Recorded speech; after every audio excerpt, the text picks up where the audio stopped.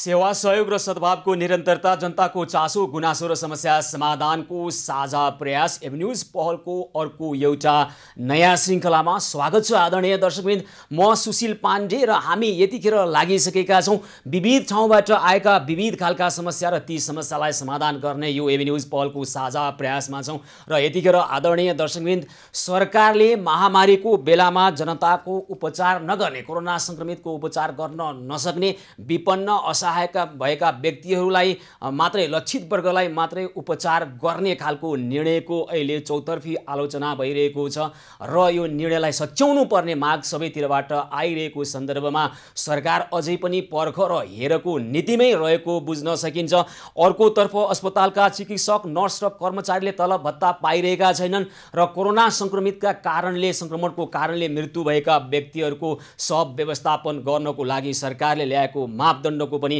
आलोचना भइरहेको छ। हिजो सरकारले कोरोनाबाट मृत्युवरण गरेका व्यक्तिका आफन्तलाई शव समेत हेर्न नदिने, किनभने जोखिम हुन्छ भनेर शव समेत हेर्न नदिने परिस्थितिको निर्माण गरेको थियो। आज यतिखेर फेरि सरकार भन्दैछ शवले हाछ्यौँ गर्दैन, शवले हाछ्यौँ नगर्ने भएको कारणले गर्दाखेरि, नखोक्ने भएको कारणले गर्दा त्यसबाट कोरोना सङ्क्रमणको जोखिम त्यति हुँदैन।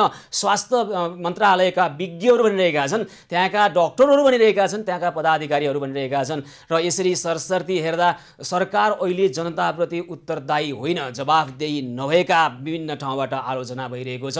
हामी आलोचना गर्ने पक्षमा छैनौँ। सरकारका आफ्नै औपचारिक तर्क छन्, सरकारको आफ्नै दुःख र गुनासो छ। त्यो गुनासो र तर्क सुन्दा हो चाहिँ जस्तो लाग्दछ, तर व्यावहारिक रूपमा कसरी कार्यान्वयन हुन्छ त यी खालका अवस्था भनेर हेर्ने हो भने सरकारले लक्षित वर्गको मात्रै कोरोनाको उपचार गर्ने भन्दै गर्दा अस्पतालहरूले चाहिँ अहिले स्वास्थ्य तथा जनसङ्ख्या मन्त्रालयले गरेको निर्णय अनुसार कोरोना सङ्क्रमणमा उपचाररत बिरामीहरू सबैको अहिले सशुल्क उपचार सुरु गरिसकेको छ। सरकार भन्छ एउटा, सरकारी अस्पतालले गर्छन् अर्कै।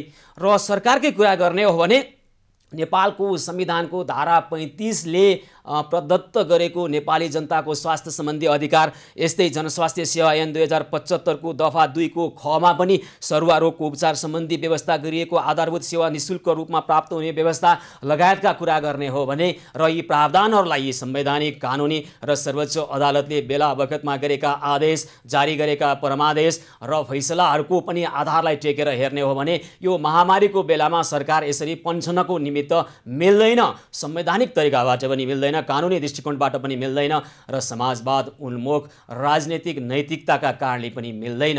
हो परिस्थिति भने यस्तो छ, एकातर्फबाट हेर्दा हो आर्थिक भार परेको छ, सरकारलाई राज्य कोषमा आर्थिक भार परेको छ, त्यस कारणले गर्दा सक्नेले आफै उपचार गर्नु, नसक्नेको हामी उपचार गर्ने दायित्व लिएका छौँ भनेको हो सरकारले भनेर बुझ्ने हो भने पनि अहिले राज्य कोषबाट कति रकम फजुल खर्च भइरहेको छ, जताततै त्यही अवस्था छ। त्यसलाई नियन्त्रण गर्न चाहिँ चासो नलिने, जनताको उपचारको रकम कटौती गरेर चाहिँ राज्य कोष जोगाएको छु भन्ने तर्क कतिको तार्किक हुन्छ, यसमा पनि बहस र छलफल गर्न सकिन्छ। तर हामी त्यतातर्फ पनि जाँदैनौँ। हामी भनिरहेका छौँ जनताको मतबाट जितेर जनप्रतिनिधि भएका सङ्घीय सांसदहरूको स्वास्थ्य उपचार खर्च अहिले अघिल्लो वर्षको पहिलो त्रैमासिकमा भन्दा यो वर्षको पहिलो त्रैमासिकमा 200% भन्दा बढी खर्च, स्वास्थ्य उपचार खर्च, सङ्घीय सांसदहरूको स्वास्थ्य उपचार खर्च वृद्धि भएको छ। यो के भएको होला? सङ्घीय सांसदहरू एकातर्फ दसैँको भत्ता हामीले फिर्ता गऱ्यौँ भनिरहेका छन्, अर्कोतर्फ स्वास्थ्य उपचार खर्च जसरी लिइरहेका छन् सङ्घीय सांसदज्यूहरूले, यसले जनताको कहरमा थप भार परिरहेको छ। प्रत्येक सांसदहरूले आफू चाहिँ कोरोनाको उपचार पनि सरकारी कोषबाटै गर्ने, आफू चाहिँ स्वास्थ्य सम्बन्धी उपचारका सबै बिलहरू सरकारलाई बनाउने र सरकार भनेको जनताको करबाट उठेको राज्य कोषबाट चल्ने भएकोले जनतालाई नै यसरी भार किन पारिरहेका छन् सङ्घीय सांसदहरू? यसबारेमा तयार पारिएको एउटा सामग्री हामी प्रस्तुत गर्छौँ, हेरौँ यो सामग्री। राज्य कोषमा आर्थिक भार परेको भन्दै सरकारले सर्वसाधारणको कोरोना उपचार खर्च नबेहोर्ने निर्णय गरेको भए पनि सङ्घीय सांसदहरूको उपचार खर्च भने 200% बढेको खुलासा भएको छ। उता सांसद र मन्त्रीहरूले पनि सरकारी ढुकुटीबाटै आफ्नो कोरोना उपचार गराउँदै आएको भेटिएको छ। गत आर्थिक वर्ष 2076-77 को पहिलो 3 महिना साउन, भदौ र असोजमा 43 जना सांसदले 6,10,016 रुपैयाँ 57 पैसा स्वास्थ्य उपचार खर्च लिएका थिए। चालु आर्थिक वर्षको पहिलो 3 महिनामा 20 जना सांसदले स्वास्थ्य उपचार खर्च भन्दै 12,26,088 रुपैयाँ लिएका छन्। यो गत वर्षको तुलनामा 200% बढी हो। उता सरकारले सर्वसाधारणको कोरोना उपचार खर्च नबेहोर्ने निर्णय गरे पनि सांसद र मन्त्रीहरूले भने सरकारी ढुकुटीबाटै कोरोना उपचार गराउँदै आएका छन्। नवनियुक्त महिला, बालबालिका तथा ज्येष्ठ नागरिक मन्त्रीमा नियुक्ति भएका लीलानाथ श्रेष्ठले राज्य कोषबाट 9,370 रुपैयाँ उपचार खर्च लिएको देखिन्छ। उनी 28 असोजमा मन्त्री बनेका हुन् भने त्यसको 7 दिन अघि नै अर्थात् असोज 21 मा नै यो रकम लिएका हुन्। त्यस्तै नेकपाकी सांसद नवीना लामाले 1,37,640 रुपैयाँ उपचारका लागि खर्च लिएको देखिन्छ। चालु आर्थिक वर्षको पहिलो 3 महिनामा सांसद दुर्गा प्रसाद उपाध्याय, मीना पाण्डे, मीनाक्षी झा, विजय सुब्बा लगायतले उपचार खर्च लिएका छन्। दुर्गा प्रसाद उपाध्यायले असोज 8 गते 1,08,147 रुपैयाँ, मीना पाण्डेले साउन 23 गते 1,37,783 रुपैयाँ, मीनाक्षी झाले असोज 21 गते 1,58,397 रुपैयाँ लिएका हुन्। नेकपाका सांसद विजय सुब्बाले पनि 22,377 रुपैयाँ उपचार खर्च लिएको देखिन्छ। सांसदहरू तारादेवी भट्ट, उमा रेग्मी, हिरा गुरुङ, शारदा देवी भट्ट, घनश्याम खतिवडा, विमला विक, स्मृति नारायण चौधरी, नरपति लुवार, शान्ति कुमारी अधिकारी, अगम प्रसाद बान्तवा राई, कुलदेवी विश्वकर्मा, यज्ञ बहादुर बोगटी, सुमित्रा बिसीले पनि उपचार खर्च लिएका छन्। उपचारका निमित्त सांसदले बिल पेश गरेपछि स्वास्थ्य तथा जनसङ्ख्या मन्त्रालय र संसद सचिवालयकै अधिकारीहरू रहेको चिकित्सक बोर्डको निर्णय, संसद सचिवालयका महासचिव र सचिव स्तरीय स्वीकृति सांसदहरूलाई उपचार भुक्तानी दिने गरिएको छ। जनताका प्रतिनिधिहरू जनताका सेवा गर्नका निमित्त राजनीतिमा लागेकाहरूले राज्य कोषको ढुकुटीबाट अथवा जनताले तिरेको करबाटै स्वास्थ्य उपचारमा जसरी सुविधा लिइरहेका छन् हो गर्नै नसक्ने उपचारबाटै उहाँहरू आफैले आफ्नो आर्थिक हैसियतले उपचार गर्ने त्यो हैसियत राख्नुहुन्न भने हो जनताका प्रतिनिधिहरूलाई जनताको करबाट पालिएकाहरूलाई पाल्नै पर्छ। यसमा जनता सहमत छन्। तर आफै धनीमानी हुनुहुन्छ, आफैसँग आर्थिक हैसियत हुँदै पनि किन छोड्ने, यो त सरकारी पैसा हो भनेर स्वास्थ्य उपचारको नाममा जसरी उहाँहरूले माननीय ज्यूहरूले रकम लिइरहनु भएको छ यो चाहिँ अलि हजम हुन्न कि भन्ने विनम्रतापूर्वक हाम्रो प्रश्न हो। यसलाई अन्यथा नठानौँ र यतिखेर राज्य कोषमा भार परेको भनेर सरकारले सबैको कोरोना संक्रमणको उपचार गर्न सक्दैनौँ, केही लक्षित वर्गको मात्रै गर्छौँ भनिरहेको हो भनेर बुझ्ने हो भने लक्षित वर्गमा माननीय सांसदज्यूहरू कसरी पर्नुभयो, कसरी उहाँहरू आफ्नो स्वास्थ्य उपचार आफैले गर्न सक्ने क्षमता हुँदाहुँदै पनि जनताकै टाउकोमा त्यो भार किन थुपरिरहनु भएको छ, यो एउटा नैतिक प्रश्न हामी गर्ने घृष्टता गरिरहेका छौँ। यहाँहरूलाई यो चित्त बुझ्दैन, हामीलाई राम्रोसँग थाहा छ। यहाँहरूलाई अहिले पाउनुभएको तलब भत्ताले पनि पुग्दैन, हामीलाई राम्रोसँग थाहा छ। तर पनि जनता मरिरहेका छन् खाना नपाएर। हामी हाम्रो अभियान मार्फत साना साना बालबालिकालाई दुध खुवाउँ भनिरहेका छौँ, बिरामीहरूलाई औषधि पुर्याउँ भनिरहेका छौँ, सुत्केरीलाई पौष्टिक आहार खुवाउँ भनिरहेका छौँ। अनि तपाईँहरू जनताकै सेवा गर्नु भनेर बस्नुभएका व्यक्तिहरू, अनि तपाईँहरूले चाहिँ यो के गरेको भन्ने एउटा सामान्य नैतिक प्रश्न मात्रै उठाएको। हुन त यहाँहरूले यतिखेर दसैँ खर्च फिर्ता गरिरहनु भएको छ, एकदमै राम्रो काम हो। तर हेर्नुहोस् त आदरणीय माननीय ज्यूहरू, तपाईँहरूले खर्च जुन दसैँ खर्च भनेर फिर्ता गरिरहनु भएको छ यो पहिला पाउनुभयो कहाँबाट? ऐनले नियमले र कानुनले के भन्छ? सङ्घीय संसदका पदाधिकारी तथा सदस्यहरूको पारिश्रमिक र सुविधा सम्बन्धी ऐन 2073ले सांसदलाई दशैं भत्ताको व्यवस्था गरेकै छैन। यस अगाडिको दशैंमा पनि मन्त्री परिषदको निर्णयबाट यहाँ माननीय ज्यूहरूले दशैं भत्ता थाप्नु भएको हो। अहिले जसरी दशैं भत्ता आएको छ यो सिधा भ्रष्टाचार हो र त्यसरी आएको रकम फिर्ता गरेको भन्दै केही माननीय ज्यूहरूले अहिले जसरी हौवा फिजाइरहनु भएको छ त्यसरी फिर्ता भएको होइन। सामाजिक सञ्जालमा र अहिले समाजमा धेरै नै टीका टिप्पणी र आलोचना भइसकेपछि दशैंमा आफ्नो निर्वाचन क्षेत्रमा मुख देखाउन नसक्ने परिस्थिति सिर्जना भइसकेपछि तपाईहरुमध्ये केहीले फिर्ता गरे भनिरहनु भएको छ।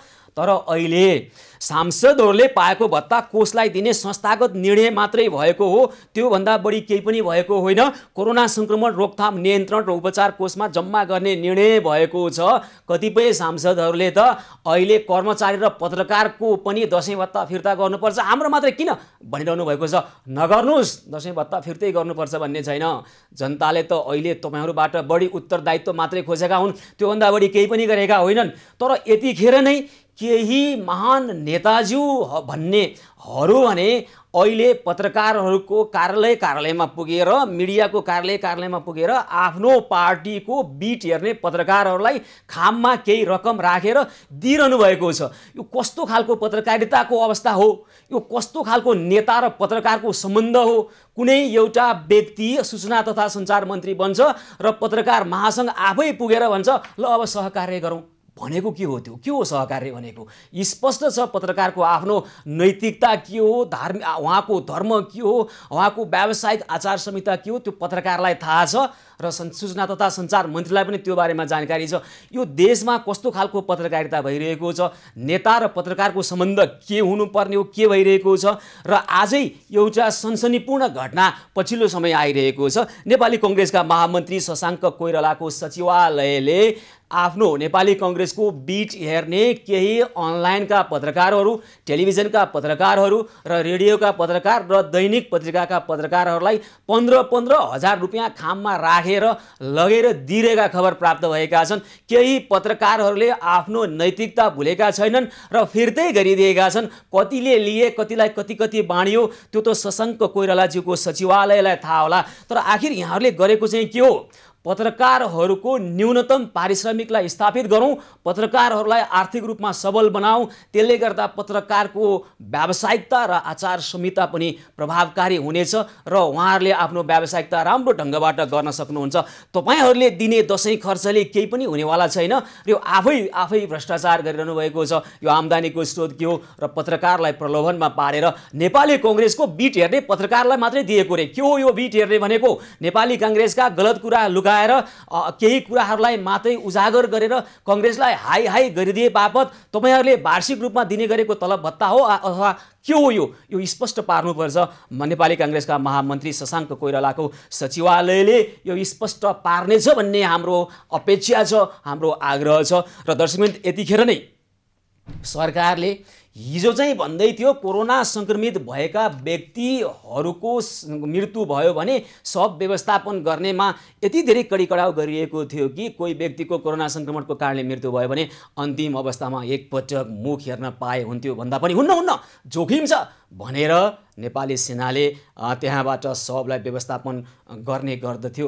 होला त नि, जोखिमै होला, हेर्न पनि नमिल्ने होला भनेर धेरैले अन्तिम अवस्थामा पनि आफ्ना आफन्तको मृत्यु हुँदा आँसु खसालेर बसे, सब हेर्न पाएनन्। त्यो हदसम्मको कडाउ थियो। र अहिले स्वास्थ्य मन्त्रालय भन्दैछ सर्दैन, सबले न त खोक्छ न त हाछ्यु गर्दछ, प्लास्टिकमा पोको पार्ने हो, आफन्त आफैले गरे हुन्छ, आफ्नै धर्म संस्कार अनुसार गर्न दिएको हो, यो सब व्यवस्थापन संस्कार अनुसार गर्न दिएको हो। एकातर्फ हेर्दा स्वास्थ्य मन्त्रालय कति राम्रो कुरो गर्दैछ जस्तो भ्रम पर्न सक्छ।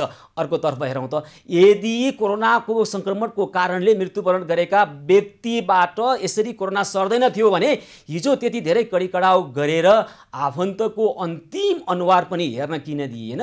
र आज जे भनिँदैछ, आखिर तपाईहरू नेपाली जनताको भावनासँग मृत्यु भएको अवस्थामा पनि किन यति चिठलाग्दो खालको व्यवहार प्रदर्शन गरिरहनु भएको छ? यसलाई कुनै शब्द छैन, हामी केही भन्न सकिरहेका छैनौँ। आखिर यहाँहरू के गर्न खोजिरहनु भएको छ? हो, सब व्यवस्थापन गर्दाखेरि जनताले आफैले माग गरे, आफन्तले माग गरे, आफ्नो धर्म संस्कृति अनुसार गर्ने कुरा गरे। नेपाली सेनाले सबैतिर सब व्यवस्थापन गर्न नसक्ने खालको प्राविधिक समस्या हुनसक्छ। तर हिजो तपाईँहरूले के गरिरहनु भएको थियो र आज तपाईँहरू के खालको अभिव्यक्ति दिइरहनु भएको छ कि नेपाली जनताको भावनासँग यति धेरै खेलवाड गर्ने तपाईँहरूसँग अधिकार छ? हो, आफन्तहरू आफै सब व्यवस्थापन गर्नका निमित्त उत्सुक हुन सक्छन्, गरून्, र त्यसका लागि कोरोना संक्रमणको जोखिम नहुने गरी गर्नका निमित्त के गर्नुपर्छ सम्बन्धित निकायले पहल गरोस्। हाम्रो पनि अपेक्षा र आग्रह यो हो। तर सब व्यवस्थापनमा पनि तपाईँहरूको केटाकेटी पनि नभनौँ, बालबालिकालाई किन दोष दिनु? तपाईँहरूको यति धेरै हल्का, यति धेरै उदासीनता, यति धेरै के भन्ने शब्द छैन हामीसँग। के गरेको आखिर यो सम्बन्धमा तयार पारेको एउटा सामग्री प्रस्तुत गर्छौँ। हाम्रो आग्रह हो सब व्यवस्थापन गर्दै गर्दा कोरोना संक्रमणको जोखिम नहुने गरी गर्नुपर्दछ, र त्यसो गर्दा धर्म संस्कृति रीतिरिवाज अनुसार आफ्नै ढङ्गबाट अन्तिम संस्कार गर्ने अवसर प्रदान गरेको हो भने पहिलो शर्त हो कोरोना संक्रमणको जोखिमलाई न्यूनीकरण गर्ने गरी गर्नुपर्दछ। यस सम्बन्धमा तयार पारेको एउटा सामग्री अहिले हामी प्रस्तुत गर्छौँ।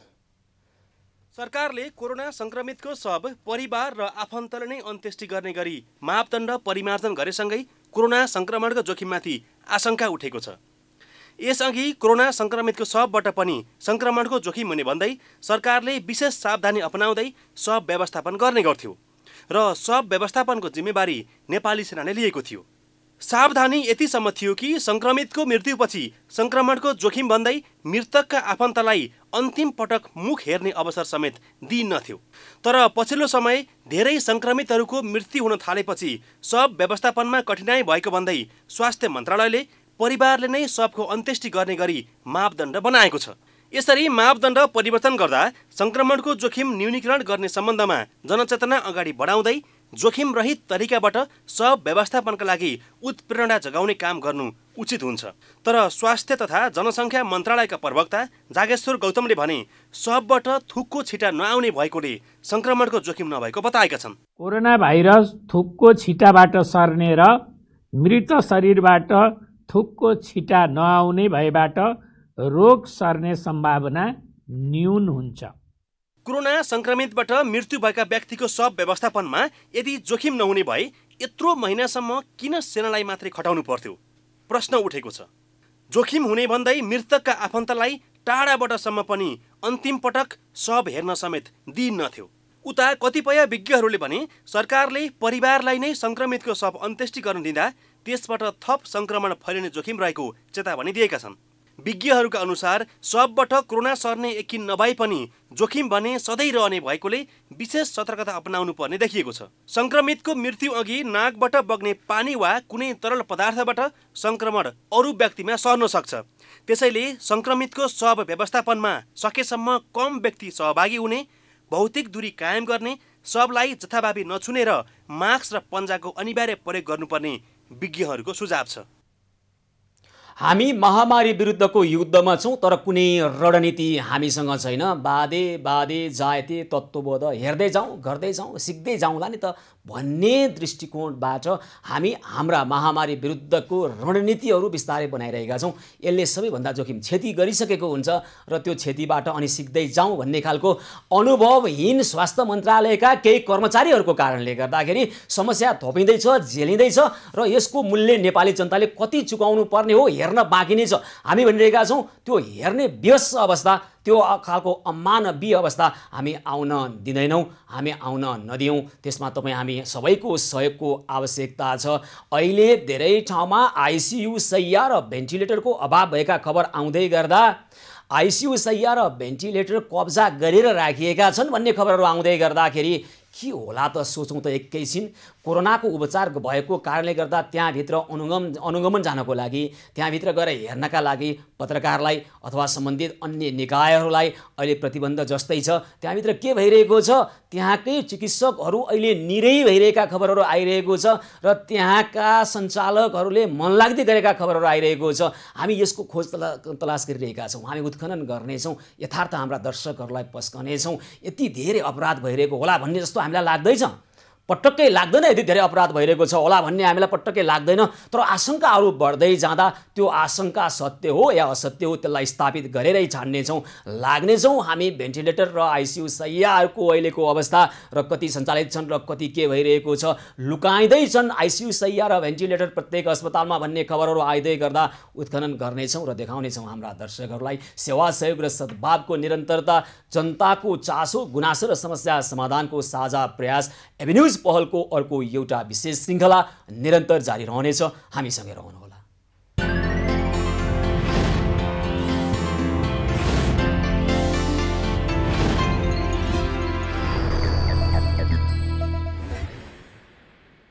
सेवा सहयोग र सद्भावको निरन्तरता, जनताको चासो गुनासो र समस्या समाधानको साझा प्रयास एभिन्यूज पहलको अर्को एउटा विशेष श्रृङ्खलामा पुनः स्वागत छ आदरणीय दर्शकवृन्द। यतिखेर सङ्घीय सरकारले सब व्यवस्थापनदेखि PCR परीक्षण र कोरोना सङ्क्रमितको उपचारकोबाट पन्छिँदै गर्दा रूपन्देहीको तिलोतमा नगरपालिकाले भने PCR परीक्षण निःशुल्क गर्ने सब व्यवस्थापनको जिम्मा पनि नगरपालिकाले लिने निर्णय गरेको छ। त्यसैगरी प्रदेश नम्बर 1 र लुम्बिनी प्रदेश सरकारले पनि कोरोना सङ्क्रमितको उपचार गर्ने, PCR परीक्षण गर्ने र सब व्यवस्थापनमा सरकार नै लागि पर्ने निर्णय गरिरहेको छ। सङ्घीय सरकारले यो निर्णय गर्दाखेरि अहिले सब व्यवस्थापनमा गरेको निर्णय, त्यसैगरी लक्षित वर्गलाई पनि मात्र कोरोना सङ्क्रमितको उपचार गर्ने निर्णय जसरी गरेको छ, सरकार भन्दैछ हामीले गरेको निर्णय व्यवहारिक छ, तार्किक छ।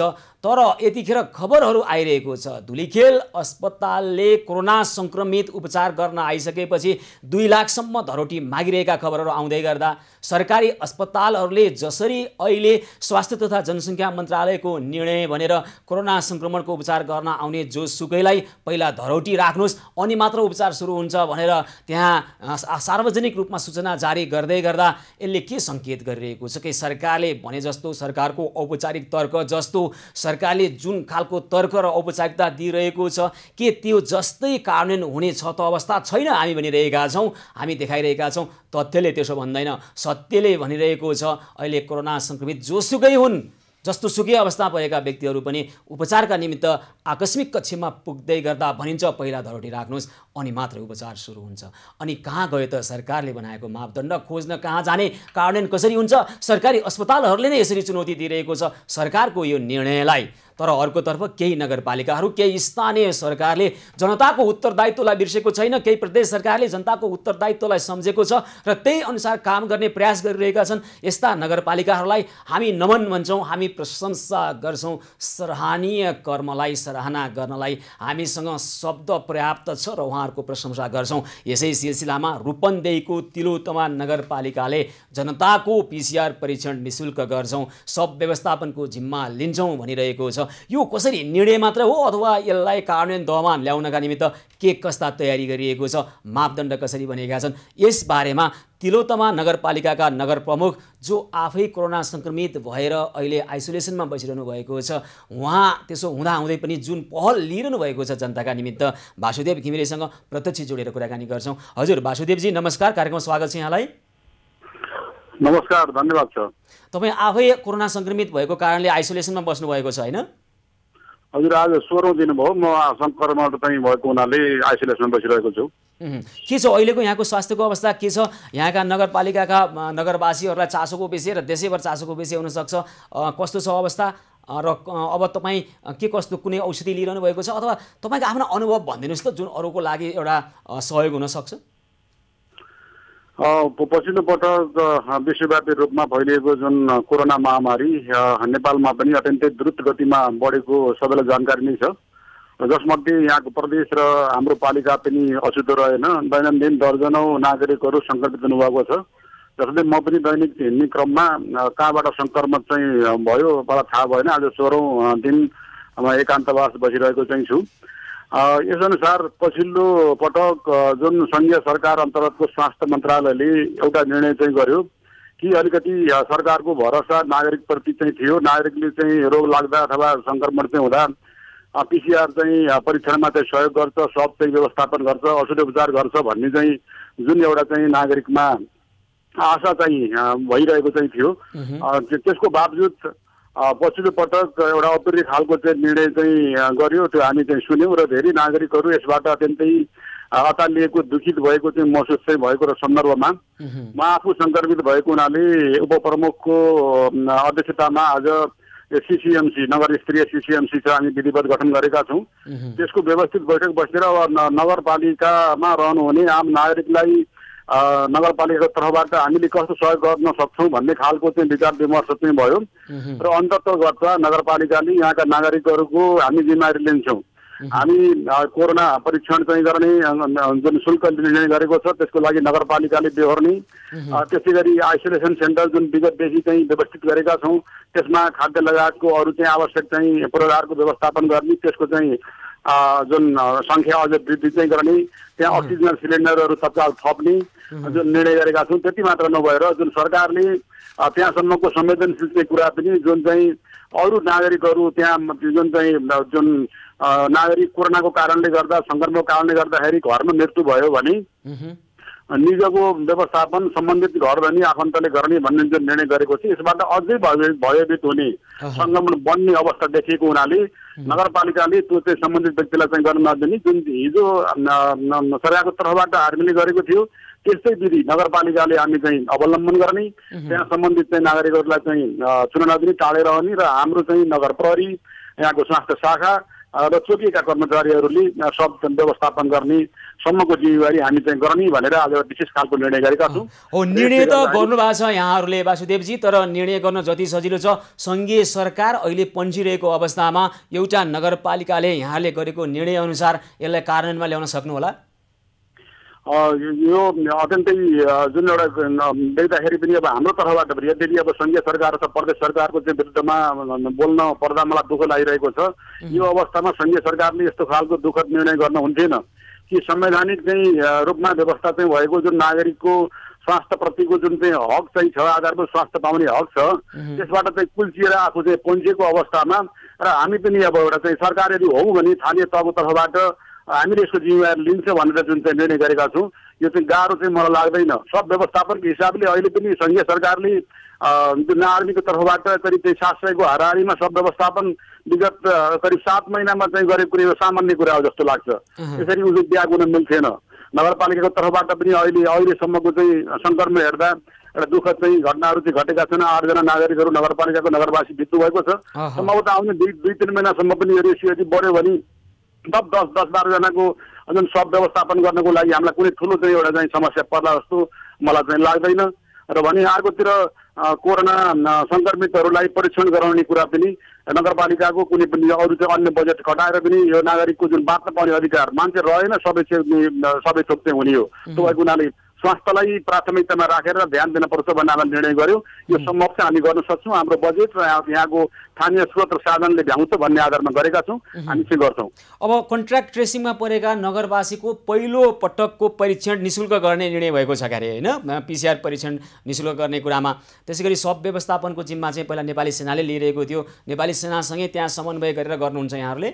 एकदमै नेपाली सेनालाई समन्वय गर्न पर्ने अवस्था रहेन कि सेनाले अब घरमा चाहिँ मृत्यु भएका नागरिकहरूलाई सेनाले नहेर्ने भएपछि हाम्रो नगर प्रहरी यहाँ स्वास्थ्य शाखा लगायत तोकिएका कर्मचारीहरू सम्बन्धित चाहिँ घरमा उहाँले सूचना गरेको आधारमा हामी त्यहाँ पुग्छौँ र यहाँको स्थानीय प्रशासन स्थानीय चाहिँ प्रहरीको रोभरमा मुलचुल्का बनाएर निश्चित समयमा त्यसलाई गरेर चाहिँ एउटा विधि चाहिँ पार गर्दै होइन। नेपाली सेनाले सब व्यवस्थापनको जिम्माबाटै पछि हटे अवस्था त होइन। स्वास्थ्य तथा जनसङ्ख्या मन्त्रालयले पनि अहिले त्यो भनिरहेको स्थिति होइन। सेनासँग पनि समन्वय गर्न सकिन्छ भनेको चाहिँ कति हो भने सेना नपुग्ने ठाउँमा अथवा आफ्नै संस्कार र संस्कृति अनुसार शव दहन गर्न अथवा त्यो माग गरेका घर परिवारलाई सब व्यवस्थापनको जिम्मा चाहिँ त्यहीँ दिउँ भन्ने खालको तर्क सरकारले गरिरहेको छ होइन। मैले पछिल्लो पटक मैले स्वास्थ्य मन्त्रालयका प्रवक्ताज्यूबाट चाहिँ मैले सुनेको छु। मैले अन्यथा बुझेको छैन भनेदेखि कि घरमै हस्पिटलको केसमा सरकारले व्यवस्थापन गर्छ तर चाहिँ आइसोलेसनमा रहेका नागरिकहरूको हकमा सम्बन्धित चाहिँ नागरिकले व्यवस्थापन गर्ने भनिएबाट यसबाट हामीलाई के लाग्यो भने हामी कुनै एउटा चाहिँ काम देखाउनको लागि चाहिँ गरिरहेका छैनौँ।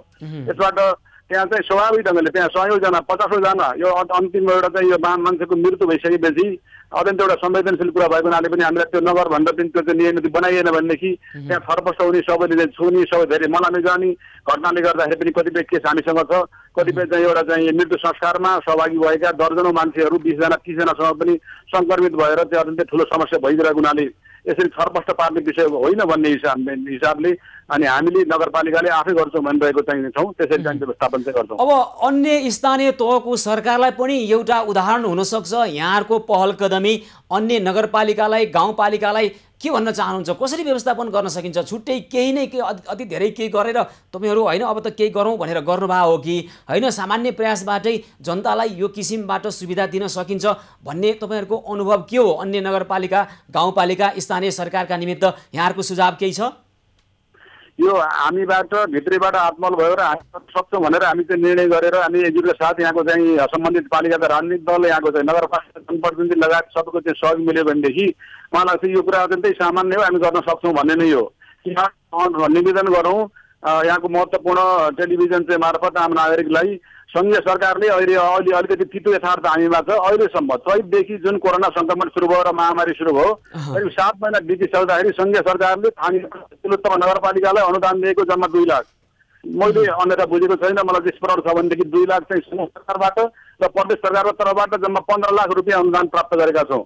त्योभन्दा करोडौँ रकम अहिले चैतदेखि अहिलेसम्म 100,000 भन्दा बढी नागरिकहरूलाई दैनिक भण्डारण 2 पटक 3 पटक खानपिनको व्यवस्था, त्यहाँको बस्ने व्यवस्था, अरू न्यूनतम आधारभूत चाहिँ आवश्यकता पुरा गर्ने चाहिँ कुराहरू, उहाँका परिषदका कुराहरू, उहाँका चाहिँ इन्डियाबाट उहाँहरूलाई चाहिँ यहाँ ल्याउने कुराहरू, बेर जिल्लाका नागरिकलाई राख्ने कुराहरूलाई व्यवस्थापन गर्ने कुरा आखिर हामी चाहिँ एउटा चाहिँ दह्रो म्यानेजमेन्ट निर्णय गरेर आत्मबलका साथ चाहिँ अगाडि चाहिँ बढ्यो र आन्तरिक चाहिँ सुरक्षा साधनलाई मजबुत बनाउँदै र हामी पनि आफै पनि चाहिँ त्यहाँ जो गरेर एउटा चाहिँ राहत कोष निर्माण गऱ्यौँ, अरूलाई आह्वान गऱ्यौँ। यहाँका उद्योग व्यवसायी राजनीतिक दल लगायत सम्पूर्ण त्यहीबाट जनप्रतिनिधि सबैको चाहिँ सहयोगले चाहिँ त्यो कोषको चाहिँ एउटा चाहिँ मजबुत चाहिँ बनाउने चाहिँ काम गऱ्यौँ, जसको कारणले गर्दाखेरि अहिलेसम्म हामी यहाँ आएका छौँ। त्यसो भएको हुनाले एउटा योजना निर्माण नै ठुलो कुरा हो। हामी व्यवस्थित चाहिँ प्लानिङ गरेर अगाडि बढ्यो भनेदेखि यो कामलाई सहज ढङ्गले सम्पन्न गर्न सकिन्छ र एउटा चाहिँ सरकार भएको अनुभूति आम नागरिकलाई गराउन सकिन्छ भन्ने नै हो। हुन्छ, अब तपाईँहरू पनि स्थानीय सरकार 3 तहको सरकार छ, जनताको सेवा गर्नको लागि तपाईँहरूले लिनुभएको पहल कदमी गरेको निर्णय कार्यान्वयन तहमा प्रभावकारी ढङ्गबाट आओस्, यो विषयलाई हामी पछि पनि फलोअप गर्नेछौँ। र तिलोत्तमा नगरपालिकाले जे पहल गरिरहेको छ जनस्वास्थ्यलाई जसरी अहिले उहाँहरूले जिम्मेवारीपूर्वक वहन गर्ने प्रयास गर्नुभएको छ, देशैभर रहेका अन्य स्थानीय तहका सरकारका प्रमुखहरूले पनि यो बुझ्नुहोस् र तपाईँहरूले केही पहल गर्नुभयो भने अलिकता मात्रै तपाईँहरूले प्रयास गर्नुभयो भने, पर्याप्त अलिकता प्रयास गर्नुभयो भने, अतिरिक्त अलिकता प्रयास गर्नुभयो भने धेरै गर्न सकिन्छ। यो उदाहरण बनेको छ तिलोत्तमा नगरपालिका। प्रदेश नम्बर 1 ले पनि प्रयास गरेको छ, लुम्बिनी प्रदेशले पनि भनिरहेको छ र स्थानीय तहको सरकार अहिले जागरुक हुनुपर्छ, जनताको धेरै दुःख उसले नै बुझेको छ भन्ने मान्यता हो। त्यसकारण वासुदेवजी धन्यवाद छ यहाँलाई धेरै धेरै, र पछि पनि हामी यो विषयमा कुराकानी गर्छौँ र यहाँले गरेको निर्णय कार्यान्वयन तहमा कसरी आउँछ हामी त्यो हेर्नेछौँ है त वासुदेवजी। धन्यवाद छ, धेरै धेरै यहाँलाई पनि। हस्, धेरै धन्यवाद छ। रूपन्देहीको तिलोत्तमा नगरपालिकाका नगर प्रमुख वासुदेव घिमिरे यतिखेर हामीसँग कुराकानी गर्दै हुनुहुन्थ्यो। सरकार, सङ्घीय सरकार यतिखेर सब व्यवस्थापनदेखि लक्षित वर्गलाई मात्रै कोरोना सङ्क्रमणको उपचार गर्छौँ, सबैलाई सक्दैनौँ भनिरहेको परिस्थितिमा नगरपालिकाले PCR परीक्षण निःशुल्क र सब व्यवस्थापनको जिम्मेवारी लिएको छ, निर्णय गरेको छ। नगरपालिकाले कार्यान्वयन कस्तो हुन्छ हेर्न बाँकी छ र अन्य नगरपालिकाहरूले, अन्य गाउँपालिकाहरूले, अन्य स्थानीय सरकारले पनि यही ढङ्गबाट जनस्वास्थ्य अलिकता अतिरिक्त मात्रै प्रयास गर्ने हो भने धेरै काम हुन सक्छ। हामीलाई त्यो थाहा छ, यहाँहरूलाई पनि थाहा छ। अन्यथा केही पनि नसोचिकन हामीले गरेको कर्मले सङ्घीय सरकार रिसाउला कि भन्ने सोच्नु हुँदैन। जनताको सेवा गर्ने यहाँहरूको दायित्व, जनताको सेवा गर्ने यहाँहरूको नैतिकता, जनताकै सेवा गर्छु भनेर राजनीति गर्नुभएको हो भने जनताको सेवा गर्ने यो अवसर हो। यो चुनौती, प्रत्येक चुनौतीमा अवसर हुन्छ र यो चुनौतीसँगै आएको अवसरलाई खेर फाल्नुभयो भने तपाईँहरूको राजनीति के होला त्यो फरक विषय हो। जनताको ज्यान नरहने परिस्थिति आउन सक्छ, त्यसो हुन हामी दिँदैनौँ र प्रत्येक ठाउँका गाउँपालिकाले, नगरपालिकाले के गरिरहेको छ यो विषयमा हामी फलोअप गर्ने छौँ। सेवा सहयोग र सद्भावको निरन्तरता, जनताको चासो गुनासो र समस्या समाधानको साझा प्रयास, यो न्युज पहलको यो विशेष श्रृङ्खला निरन्तर जारी रहनेछ। हामीसँगै रहनुहोला।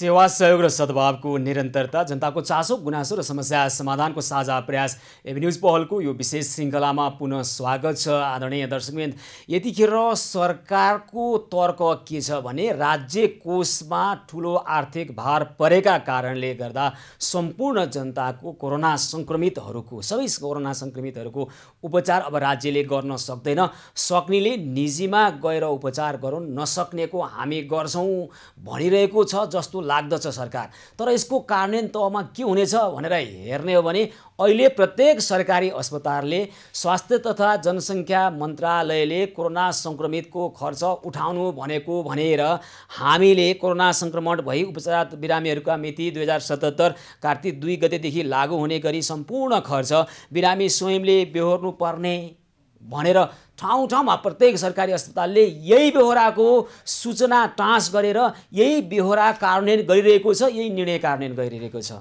उता स्वास्थ्य मन्त्रालय र स्वास्थ्य मन्त्रीज्यू के भन्नु भएको छ भने जनताकै माग अनुसार अहिले सबै सर्वसाधारणको कोरोनाको उपचार सरकारले नगर्ने खालको निर्णय गरेको भनेर तर्क गरिरहनु भएको छ। हैन, आखिर तपाईहरु तर्क मात्रै गर्ने, औपचारिक तर्कमा मात्रै रमाउने हो कि यो निर्णय व्यवहारमा के भइरहेको छ भनेर हेर्ने पनि हो।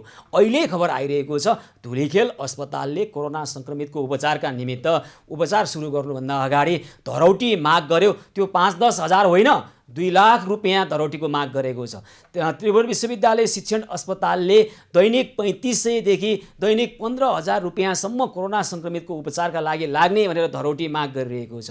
त्यसैगरी काठमाडौँ उपत्यका लगायत देशका अन्य सरकारी अस्पतालले पनि यसरी शुल्क तोकिरहेका छन् र त्यहाँ भनिएको छ सामाजिक सुरक्षा सेवा सम्बन्धी हेर्ने विभागले को व्यक्ति विपन्न हो होइन, को व्यक्ति एकल महिला हो होइन, को व्यक्ति 70 वर्ष उमेर काटेको हो होइन भन्ने कुरा चाहिँ हाम्रै अस्पतालको सम्बन्धित निकायले हेर्नेछ र अनि मात्रै निशुल्क गर्ने हो कि नगर्ने हो, त्यो लक्षित वर्गमा पर्छ कि पर्दैन, सरकारले निर्णय गरे अनुसार हुन्छ कि हुँदैन भनिरहेको छ अस्पताल। हामीले सोद्धा यता सरकारले मापदण्ड निकालेको छ, सरकार भन्छ कोही व्यक्ति विपन्न हो कि होइन भन्ने कुराको विपन्नताको प्रमाणपत्र अथवा सम्बन्धित निकायबाट आएको सिफारिस पत्र अथवा कोही व्यक्ति म विपन्न हुँ, म कोरोना सङ्क्रमण भयो, मलाई उपचार गर्न सक्दिनँ भनेर स्वयं घोषणा गर्यो भने प्रदान गर्नु, निशुल्क अन्तर्गत उपचार गर्नु भनिरहेको छ।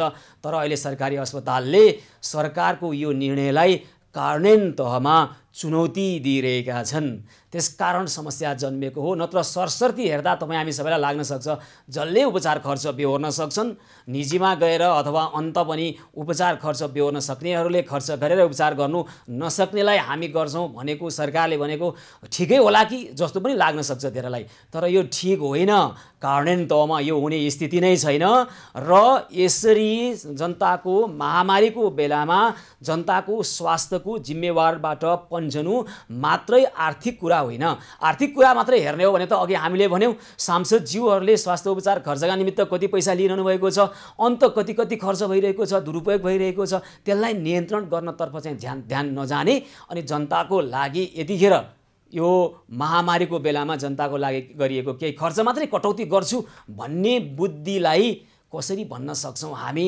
यो समाजवाद उन्मुख बुद्धि नै हो र यसले कुनै दिन यो मुलुकलाई समाजवादतर्फ समाजवादको गन्तव्यमा पुर्याउँछ कसरी भन्न सक्छौँ? छैन त्यसका कुनै प्रमाणहरू, छैन त्यसका कुनै तर्कहरू। र दर्शकवृन्द, हामी हाम्रो अभियान मार्फत अहिले पनि विभिन्न ठाउँमा खाद्यान्न अभाव भएका, भोजनको अभाव भएका व्यक्तिहरूलाई हामी भोजन सेवा निरन्तर गरिरहेका छौँ र अहिले हामीले सुरु गरेका छौँ दसैँ अभियान। यहाँहरू थुप्रैले आफ्नो घरको समस्या राख्नुभएको छ र उहाँहरूको घर घरमा हामी खाद्यान्न पुर्याइरहेका छौँ। अनौपचारिक ढङ्गबाट हाम्रा सहयोगी हातहरू लागिरहनु भएको छ, सहयोगी मनले सहयोग गरिरहनु भएको छ। हामीलाई आएका सहयोग हाम्रा सहयोगी हातहरूले अहिले सहयोगको अपेक्षा गर्ने व्यक्तिहरू कहाँ पुर्याइरहनु भएको छ दसैँ अभियान अन्तर्गत। र यहाँहरूले पनि आफ्ना समस्या छ भने राख्न सक्नुहुन्छ। यसै गरी हामी हाम्रो अभियान मार्फत हाम्रा सहयोगी हात कृष्ण प्रणामी समाज, नवदुर्गा पार्टी प्यालेस लगायतका व्यक्तित्व मार्फत विभिन्न सहयोगी हातहरू मार्फत भोजन सेवा गराइरहेका छौँ र यसलाई निरन्तरता दिनेछौँ। र हामी तपाईँ सबै मिलेर मनाउँ दसैँ, सादगी बनाउँ दसैँ अभियान अन्तर्गत। दसैँ अभियान अन्तर्गत यहाँहरूका समस्यालाई लिएर समस्या समाधानका निमित्त हाम्रा सहयोगी हातहरू आइरहनु भएको छ र यसलाई हामी निरन्तरता दिनेछौँ अझै प्रभावकारी ढङ्गबाट। सेवा सहयोग र सद्भावको निरन्तरता, जनताको चासो गुनासो र समस्या समाधानको साझा प्रयास एभिन्यूज पहलको यो विशेष श्रृङ्खला निरन्तर जारी रहनेछ। हामीसँगै रहनुहोला।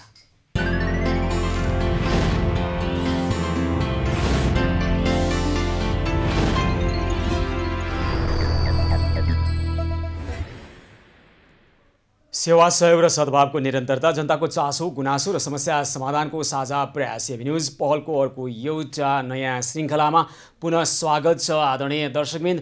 यतिखेर राष्ट्रिय मानव अधिकार आयोग संवैधानिक आयोगले महामारीमा नागरिकको उपचारबाट सरकार पन्छन मिल्दैन भन्दै सम्पूर्ण नागरिकको स्वास्थ्य सम्बन्धी हकको सुनिश्चितता गर्नका निमित्त सरकारलाई विशेष आग्रह गरेको छ र अहिले जसरी सरकारले एउटा तर्क गरेको छ सम्पूर्ण कोरोना संक्रमितको उपचार गर्ने नभई केही लक्षित वर्गका कोरोना संक्रमितको मात्रै उपचार गर्ने भन्दै गर्दा सरकारी अस्पतालहरूले जस्तो तयारी र यसलाई कार्यान्वयन गरिरहेका छन् त्यहाँनेर आशंका राष्ट्रिय मानवाधिकार आयोगले पनि गरेको छ र सरकारी अहिले अस्पतालहरूले सम्पूर्ण खर्च कोरोना संक्रमित स्वयंले बेहोर्नु पर्ने सूचना निकालेर धरौटी माग गर्दै गर्दा विपन्न असहाय एकल महिला 70 वर्षभन्दा माथिका ज्येष्ठ नागरिक लगायतका लक्षित वर्ग भनिएका सरकारले भनेका लक्षित वर्गहरूको उपचारको व्यवस्था कसरी हुन्छ भन्ने कुरामा राष्ट्रिय मानवाधिकार आयोग पनि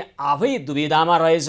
आयोगले पनि प्रश्न गरिरहेको छ यो महामारीको बेलामा सरकार किन पन्चियो जनस्वास्थ्यको यो विषयबाट भन्ने प्रश्न उसको पनि छ र आग्रह छ सम्पूर्ण नागरिकको स्वास्थ्य सम्बन्धी हकको सुनिश्चितता गर भन्ने आग्रह छ राष्ट्रिय मानवाधिकार आयोगको। यस विषयमा कुराकानी गर्छौँ। राष्ट्रिय मानवाधिकार आयोगका सचिव वेद भट्टराई हामीसँग सम्पर्कमा हुनुहुन्छ, हामी उहाँसँग कुराकानी गर्छौँ। हजुर वेदजी नमस्कार, कार्यक्रममा स्वागत छ।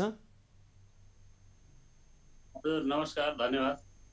र राष्ट्रिय मानव अधिकार आयोगले आज एउटा प्रेस विज्ञप्ति जारी गरेको छ सम्पूर्ण नागरिकको स्वास्थ्य सम्बन्धी हकको सुनिश्चितता गर भनेर सरकारलाई आग्रह गरेको छ। के राष्ट्रिय मानवाधिकार आयोगको बुझाइ अहिले सरकार चाहिँ महामारीमा नागरिकको उपचारबाट पन्छिँदैछ भन्ने हो? अब भर्खरैको निर्णय जुन सञ्चार माध्यमहरूमा सार्वजनिक भएको छ त्यो निर्णयको आधारमा भन्नुपर्दाखेरि सरकारले चाहिँ एउटा आधारभूत आवश्यकताको चिज मानवाधिकारको आवश्यक चिज स्वास्थ्य सम्बन्धी अधिकारबाट अब नागरिकहरूलाई चाहिँ संरक्षण नदिने किसिमको समाचारहरू आएका छन् र यसको निष्कर्ष के हुन्छ भन्दाखेरि सरकारले चाहिँ वास्तवमा यो नागरिकको स्वास्थ्य संवेदनशीलता नबुझेर यतातिर विमुख हुन खोजेको हो कि जस्तो लागेको छ। अब सरकारले चाहिँ के भन्छ भने यस्ता समाचारमा विश्वास नगर्नु, समाचार त जे पनि आउँछ यिनीहरूले जे पनि भन्छन् भनेर सरकार भन्छ हामी तथ्य भनिदिन्छौँ है। एउटा तथ्य के हो भने अहिले सरकारी अस्पताल चार्ने हो भने हेर्ने हो भने हामीले बुझेका छौँ धेरै ठाउँमा सरकार के भनिरहेको छ यतिखेर भने लक्षित वर्गको मात्रै उपचार गर्छौँ भनेर उसले मापदण्ड सार्वजनिक गरेका छ। त्यो मापदण्डले के भन्छ भने कोही व्यक्ति विपन्न छ भने ऊ विपन्न हो भन्ने कुराको प्रमाणपत्र अथवा सिफारिस पत्र अथवा स्वयंले घोषणा गर्यो भने उसले निःशुल्क रूपमा सरकारी अस्पतालमा कोरोनाको एकैछिनको उपचार पाउँछ भनेको छ। तर हेर्नुहोस् न एकैछिन बेजी म तपाईँलाई स्पष्ट पार्न खोजेको हाम्रा दर्शकहरूको लागि पनि सरकारी अस्पतालले अहिले के भनेको छ भने जोसुकै कोरोना संक्रमित आउन् धरौटी राख भनि नै हाल्छ के। हजुर अब यो लम्बे चौडे कुरा गर्नु उपयुक्त हुँदैन हैन। स्वास्थ्यको अधिकार भनेको आधारभूत मानव अधिकारको विषय हो र यो संविधानले पनि मौलिक हकको रूपमा व्यवस्था गरेको छ। निःशुल्क आधारभूत उपचार चाहिँ प्रत्येक नागरिकले पाउनुपर्ने र राज्यले त्यसको पुरा गर्नुपर्ने भन्ने कुराहरू उल्लेख गरिएको छ। र तपाईँले गर्नुभएकै प्रश्नमा हामीले के सरकारी अस्पतालहरूको अनुगमन गर्दा त्यहाँ बकाइदा सूचनाहरू जारी गरेको छ कि कार्तिक 2 गतेदेखि कोभिड पोजिटिभ भएर बिरामी उपचाररत प्रत्येक बिरामीले आफ्नो सम्पूर्ण खर्च बेहोर्नु पर्ने भनेर चाहिँ सूचनाहरू जारी गरेको हुँदाखेरि वास्तवमा यो चाहिँ सरकारकै निर्णय हो। सरकारले वास्तवमा यसरी जनताको जीवधन सुरक्षा जीवनको रक्षाको लागि चाहिँ उपयुक्त कदम चाल्नुपर्छ। यसरी पन्सिन मिल्दैन र जनस्वास्थ्य सम्बन्धी ऐन हेर्नुभयो भने पनि ती कुराहरू उल्लेख गरिएका छन्। र अहिले पनि अब विभिन्न सरकारी अस्पतालले शुल्क तोकेको अवस्था छ है। लक्षण नदेखेका बिरामीलाई प्रत्येक दिन 3500 अथवा लक्षण देखियो भने 7000 अथवा आइसियुमा बस्नु पर्यो भने 15000 प्रत्येक दिनको भन्ने र अहिले पनि भर्खरै आएको खबरअनुसार धुलीखेल अस्पतालले कोरोना संक्रमितको उपचार गर्न आएका व्यक्तिलाई 2 लाखभन्दा बढी धरौटी माग गरेका खबरहरू पनि आइरहेका छन्। अब सरकार भन्दछ एउटा कार्यान्वयन अर्को भइरहेको छ। तपाईँले त भन्नुभयो यतिखेर यो महामारीको बेलामा यसरी पन्छिनै मिल्दैन, संविधान कानुन र अन्य विभिन्न खालका सर्वोच्च अदालतका फैसला मानवाधिकारकै दृष्टिकोणबाट पनि भन्नु भइरहेको छ। तर यो त अब सुरु भइसक्यो त कोरोना संक्रमितहरूले उपचार खर्च बेहोर्न सुरु गरिसक्यो। यो कुरा के हो भन्दाखेरि यो विरोधाभासपूर्ण कुरा हो। संघीय सरकारले एउटा निर्णय गर्ने र गण्डकी प्रदेश र लुम्बिनी प्रदेशले चाहिँ निशुल्क उपचार गर्ने भन्ने कुराहरू जुन आज जानकारीमा आइरहेको छ, यो एउटा राष्ट्रिय रूपमा एउटा विरोधाभासपूर्ण कुराहरू हो र संविधानले प्रदत्त गरेको प्रत्येक नागरिकले आधारभूत स्वास्थ्य सुविधा चाहिँ निशुल्क प्राप्त गर्न सक्ने भन्ने कुराको विपरीत चाहिँ 3000, 5000, 7000, 15000 को रेट निर्धारण गर्नु चाहिँ वास्तवमा यो मौलिक हकको सम्मानप्रतिको उदासीनता नै हो। त्यही त अब हाम्रो प्रश्न चाहिँ के गर्ने त? राष्ट्रिय मानवाधिकार आयोगले एउटा प्रेस विज्ञप्ति आज जारी गरेर यो भन्दा जीवनको अधिकार भनेको सबैभन्दा महत्त्वपूर्ण अधिकार हो। जीवनको अधिकार रक्षा गर्नको लागि राज्यले आफ्नो स्रोत साधन यतातर्फ चाहिँ केन्द्रित स्रोत तपाईँले भनेको कुरो चाहिँ एउटा आग्रह भयो होइन? अब यो गर्दै हुन्थ्यो भन्ने एउटा आह्वान भयो, अपेक्षा भयो, शुभेच्छा व्यक्त गर्नुभयो, तर भइराखेको चाहिँ अर्कै भइरहेको छ नि त अहिले त व्यवहारमा चाहिँ। त्यसो हो भने के गर्ने? अब कोरोना सङ्क्रमितहरूले अहिले उपचार अगाडि धरोडी राख्नुपर्ने बाध्यात्मक परिस्थिति सिर्जना गरिसके सरकारी अस्पतालहरूले समेत। त्यसो भए के गर्ने त? संविधान र कानुनले गरिब र धनी भनेको छैन, आय आर्जन हुने र नहुने भनेर भनेको छैन, प्रत्येक नागरिक भनेको छ होइन। अब त्यसले गर्दाखेरि कुन नागरिक चाहिँ विपन्न हो, कुन नागरिक सम्पन्न हो भन्ने कुरा त्यो प्रमाणपत्र कसले दिने? तपाईसँग कति सम्पत्ति भए तपाईँ सम्पन्न, तपाईसँग कतिसम्म भएन भने विपन्न, त्यसको कुनै मापदण्ड पनि छैन। र त्यो चाहिँ इस्यु गर्ने, त्यो लेटर, त्यो सर्टिफिकेट इस्यु गर्ने कुनै आधिकारिक निकाय पनि छैन। त्यसले गर्दाखेरि मानिस आफ्नो यो चाहिँ महामारीको बेला आफ्नो उपचारमा ध्यान दिने कि यो सर्टिफिकेट बटुल्नतिर लाग्ने भन्ने एउटा गम्भीर प्रश्नको रूपमा आउँछ र संविधानले त्यसरी विवेचन एउटा त्यो लिमिटेसन्स, त्यो एउटा डिमार्केसनहरू केही पनि नछुट्याएको हुँदाखेरि प्रत्येक नागरिक राज्यको आँखामा, कानुनको आँखामा बराबर हुनुपर्दछ र प्रत्येकले आफ्नो स्वास्थ्य सम्बन्धी हक अर्थात् स्वास्थ्यको अधिकार चाहिँ सुचारू रूपले उपभोग गर्न पाउनु पर्दछ। त्यसो भए सरकार आफैले जनताको मानव अधिकार उल्लङ्घन गर्ने काम गर्यो होइन त? हजुर, मानवाधिकारको उल्लङ्घन भन्दा पनि मानवाधिकारको संरक्षण प्रभावकारी ढङ्गबाट नहुने स्थिति देखिएको छ र यो अत्यन्त चिन्ताजनक स्थिति पनि हो।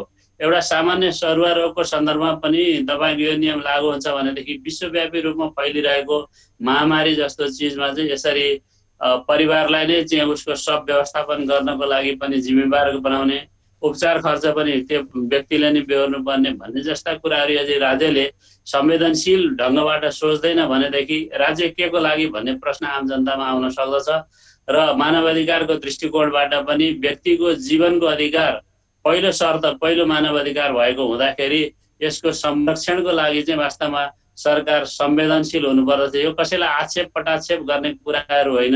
यो एउटा संवेदनशील घडीमा सबै जिम्मेवार निकायले आफ्नो संवेदनशीलता प्रकट गर्नुपर्दछ भन्ने आग्रह राष्ट्रिय मानवाधिकार आयोगको हो। अब सरकार यथास्थितिमै अगाडि बढ्यो भने चाहिँ राष्ट्रिय मानवाधिकार आयोग के गर्दछ?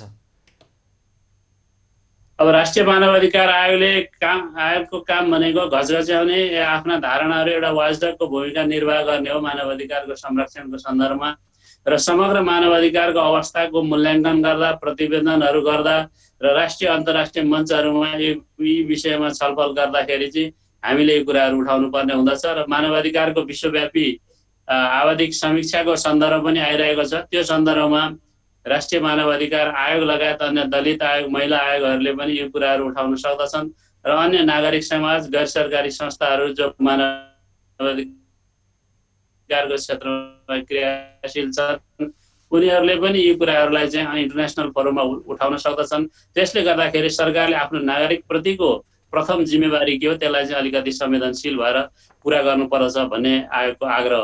आयोगले अब आग्रहभन्दा बढी गर्न सक्ने केही पनि हुँदैन। आयोगको अब कानुनी कारबाही गर्ने, दण्ड गर्ने, सजाय गर्ने, थुन्ने भन्ने अधिकारहरू राष्ट्रिय मानवाधिकार आयोगलाई छैन। आयोगले नेमिङ अथवा सेमिङ गर्न सक्दछ। भोलिको अवस्थामा मानवाधिकार संरक्षणको लागि कुन कुन पक्ष, कुन कुन पदाधिकारीहरू संवेदनशील हुन सके अथवा सकेनन् भन्ने कुराको एउटा अभिलेखीकरण गर्ने र त्यसलाई चाहिँ अन्तर्राष्ट्रियकरण गर्ने भन्ने सम्मका कुराहरू हुन सक्दछन् र नागरिक समाजमा पनि यी कुराहरू एकदमै आलोचनात्मक ढङ्गबाट अगाडि उठिरहेको हुँदाखेरि सरकारले आफ्नो निर्णय यदि त्यस्तो गरेको छ भनेदेखि त्यसमा पुनर्विचार गर्नु र मानवाधिकारको संरक्षण गर्नु बढी सान्दर्भिक हुन्छ। होइन, सरकारले त भनिसक्यो त विशेष लक्षित वर्गलाई मात्रै कोरोना सङ्क्रमणको अब उपचार हुनेछ, अन्यले आफैलाई गर्नु भनिसकेको छ र यो कुरा यो निर्णय चाहिँ नेपालको संविधानको धारा 35 को खिलाफमा छ भनेर यहाँहरूले पनि विज्ञप्तिमा उल्लेख गर्नुभएको छ। हामीले पनि भन्दै आएको विषय हो। त्यसैगरी जनस्वास्थ्य सेवा ऐन 2075 को दफा 2 को ख को पनि विपरीत र खिलाफमा छ सरकारको निर्णय भनेर स्पष्ट यहाँहरूले भनिरहनु भएको छ। अनि त्यसपछि यो भन्ने काम हुँदै गर्ने अनि जनता चाहिँ मारमा पर्दै गर्ने, अहिले उपचार गराउन गएका जनता अहिले उपचार खर्च नभएका कारणले संक्रमणको उपचार नपाउने परिस्थिति सिर्जना भइसक्यो वेदजी। अब हामीले सबै कुरामा निराशा व्यक्त गरेर मात्रै हुँदैन। यदि कतैबाट गल्ती कमी कमजोरीहरू भएका छन् भने त्यसमा दबाब सिर्जना गर्ने र त्यसलाई करेक्सन गर्ने बाहेक अरू उपाय हामीसँग रहँदैन कुनै पनि विषयको सन्दर्भमा। त्यसले गर्दाखेरि यो आम नागरिकहरूले राजनीतिक दलहरूले पनि यो कुराहरू उठाइरहेको सन्दर्भमा र राज्यको दायित्व राज्यले चाहिँ कानुन संविधानको पालना गर्नुपर्ने हो कि होइन भन्ने प्रश्नहरू पनि भोलि छलफलको रूपमा विषयको रूपमा अगाडि आउन सक्दछन्। त्यसले गर्दाखेरि सञ्चारकर्मी लगायत सम्पूर्ण समुदायले चाहिँ यो विषयमा चाहिँ आवाज उठाउनु पर्छ र सरकार भनेको पनि जनताको प्रतिनिधि भएको हुँदा जनताको आवाज सुन्नुपर्छ भन्ने कुरामा चाहिँ हामीले विश्वास राख्नुपर्छ। हस् वेदजी, धेरै धेरै धन्यवाद यहाँलाई। हजुर हस्, धन्यवाद धेरै धेरै। हस्। राष्ट्रिय मानवाधिकार आयोगका सचिव वेद भट्टराई आज राष्ट्रिय मानवाधिकार आयोगले प्रकाशित गरेको एउटा प्रेस विज्ञप्ति जसमा सम्पूर्ण नागरिकको स्वास्थ्य सम्बन्धी हकको सुनिश्चितता गर्नका निमित्त सरकारलाई आग्रह गरेको छ र यस विषयमा हामी कुराकानी गर्दै थियौँ। संविधानले भन्दछ, कानुनले भन्दछ र विभिन्न ऐनले भनिरहेको छ यो महामारीको बेलामा जनताको जनस्वास्थ्यको जिम्मेवारी सम्पूर्ण जिम्मेवारी लिनुपर्छ सरकारले र यो दायित्व सरकारकै हो। कसैको रुचिका कारणले र अरुचिका कारणले जिम्मेवारी लिने र नलिने भन्ने कुरो हुँदैन। संविधान अनुसार देश चल्ने हो। सरकार राज्यकै एउटा अङ्ग हो, राज्यको अङ्ग। सरकार कार्यपालिका एउटा राज्यको अङ्ग हो। त्यस्तै अन्य अङ्गहरू छन् र अरू अङ्गहरूले जसरी घसघसाइरहेका छन्, राज्य जसरी पन्छन खोजिरह्यो भनिरहेको छ, सरकार जसरी जनस्वास्थ्यको विषयमा गम्भीर नभइरहेका कुराहरू आइरहेका छन् र यो विषयमा हामी थप फलोअप गर्नेछौँ र सरकारलाई गम्भीर हुन बाध्य बनाउनेछौँ। सकारात्मक दबाव सिर्जना गरौँ, सबै मिलेर त्यही भनिरहेका छौँ। हामी सेवा सहयोग र सद्भावको निरन्तरता, जनताको चासो गुनासो र समस्या समाधानको साझा प्रयास एभेन्यूज पहलको यो विशेष प्रस्तुति निरन्तर जारी रहनेछ। हामीसँगै रहनुहोला।